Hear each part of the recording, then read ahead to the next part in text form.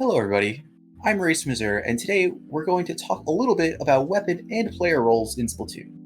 Splatoon is a very complex game. One of the ways people try to break it down and make Splatoon less complex is by organizing a person's playstyle and weapon picks into a role to help them fit into a team.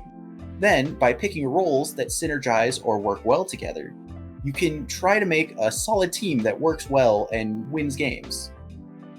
This is a good thing, for the most part. However, in this video, I'm going to try and explain why the most widely accepted system is flawed and why we should work to change it. Right now, if you asked a competitive player for what their roles are, they would probably tell you one of these four things: frontline, backline, midline, or support. Because these are the four most widely used roles, they are shorthand for both weapon and playstyles. And for most of the community, these work to their level of understanding and they have no problem with using them. But before I talk too much about some of the problems with this system, I should explain the system itself. To start off, we're going to talk about traditional roles and what they mean.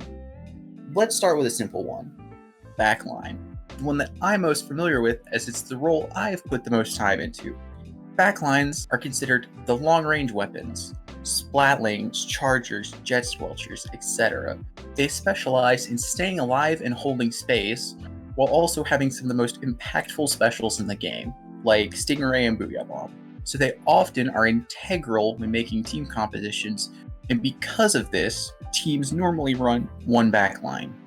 That way, the backlines can provide safe jumps into the map on top of using its long range to keep the enemy frontliners at bay. The next role we'll talk about is another pretty easy one to explain, and one I mentioned in the last explanation: frontline. Frontliners live almost exactly up to their name. They're generally the person at the very front of pushes, spearheading their way in and taking space as they or their team need it. So these weapons generally have good tools for splatting other squids, such as a lethal bomb and special. Some good examples of frontliners are things like T-Tech and Roller because of their short range, high lethality, and excellent mobility. The next role we have to talk about is midline. These weapons generally have more range than our frontline friends, but are a little slower on the splat side.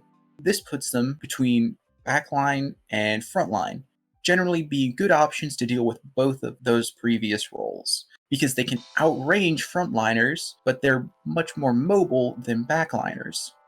On the flip side, though, midline weapons don't normally have as much in the way of turfing power to balance out their long range. Midliners also have some of the more diverse special weapons in the game, like Forge Splattershot Pro having bubbles as its special, but something like 96 Cal Deco has Splashdown. This means they're generally pretty easy to fit into team compositions, because whatever you need, they can probably provide. Notice how I haven't talked about turfing, mostly because the turf is provided by this last role: support, the unsung heroes of Splatoon. Support weapons generally have the highest raw paint output on a team, and a special that enables the rest of their team, such as something like an ink armor. Perfect example of support weapons right now would be NZAP or Splattershot Jr. Support also becomes the catch-all for anything that isn't one of the other three roles, because the other three roles are a little more focused on slaying. So if your job isn't necessarily splatting or spearheading, then you're probably getting thrown in the support role. Supports are also generally looked at last when building team compositions because of this feature. Now that you understand the current system, I can start explaining some of its faults. Unfortunately, this has to be done in the next video, otherwise this video would end up being an hour long, and I know you have homework that you're supposed to be doing that you're putting off. I hope you've liked this little introduction to roles, and I'll see you in a couple of weeks for the next installment of the series. Until then, like and subscribe to see all the content Azure is doing.